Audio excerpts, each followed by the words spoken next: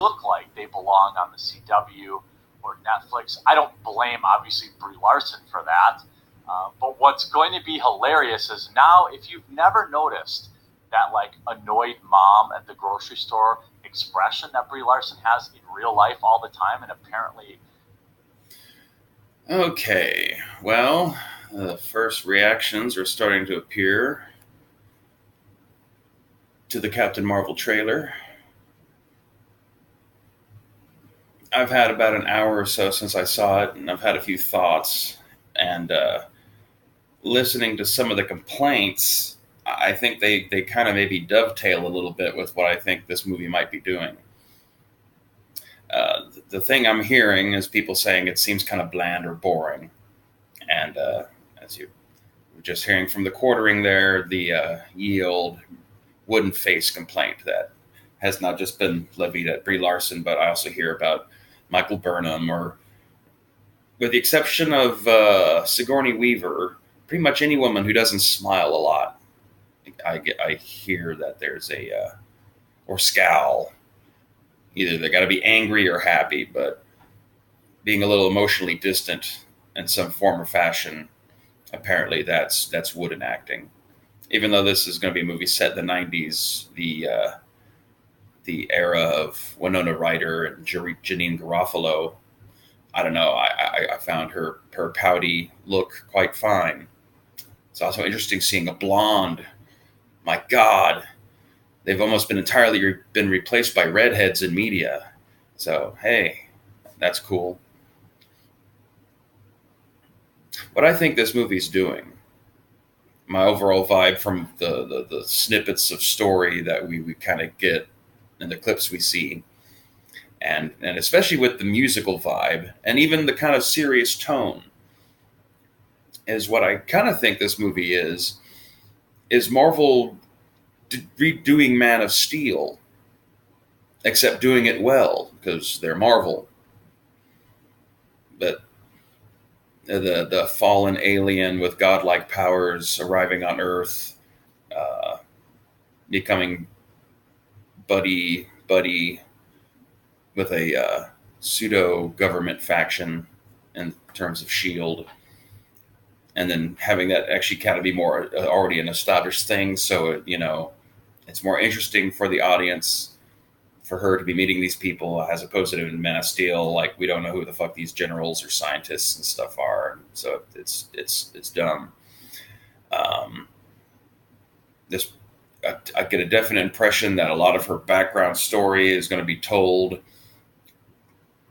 as flashbacks of a sort. This does not feel like it's going to be a linear movie where she starts off as a kid and raised up, and we see her go off into space and become Captain Marvel, and then come back to Earth and fall on Earth and all that stuff. No. It's gonna, I think, maybe have a little bit of a Thor 1 vibe with the fallen outsider kind of thing. I like that she has this "I'm not sure if I'm Carol Danvers or not" kind of thing going on. I think, and like I said, she's probably a little emotionally distanced, and so like, yeah, when she does smile, it's not like just kind of a half smile and all that kind of stuff. She's hasn't been home in a long time. She's not used to being human, and she might not be fully human anymore. So, and then it also kind of has parallels to Man of Steel and what it would be like if a super powerful alien god being came to Earth, except done the Marvel way. So, i.e., done in a way that's fresh and entertaining and engaging and helps build upon and expand and use the lore they've established for decades, long before even the movies came out. They're all still, in their own way, built on the foundations of stories that Marvel has already tried and tested. So, my God, they turned the word "her" into "hero." I guess that's the one whiff of social justice, if you can even call it that.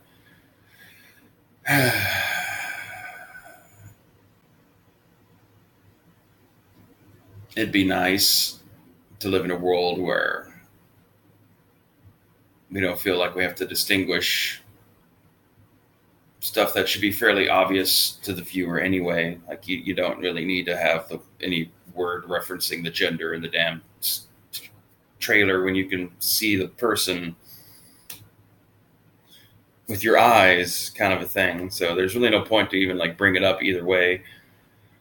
But fuck it, it's comic books where we already have characters whose names are Iron Man and Batgirl and whatnot.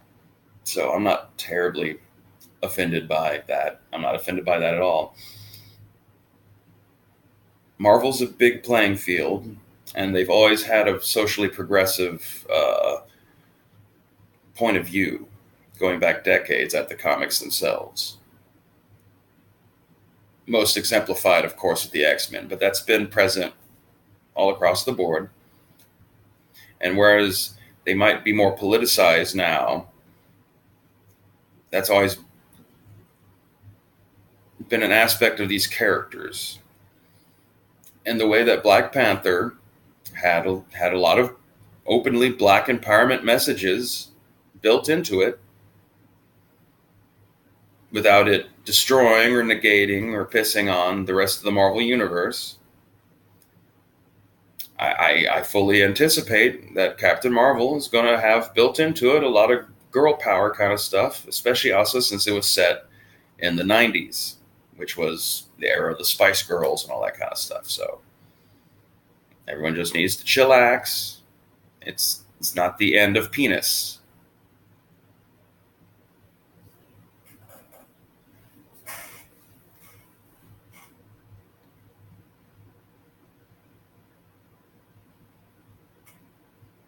Or is it?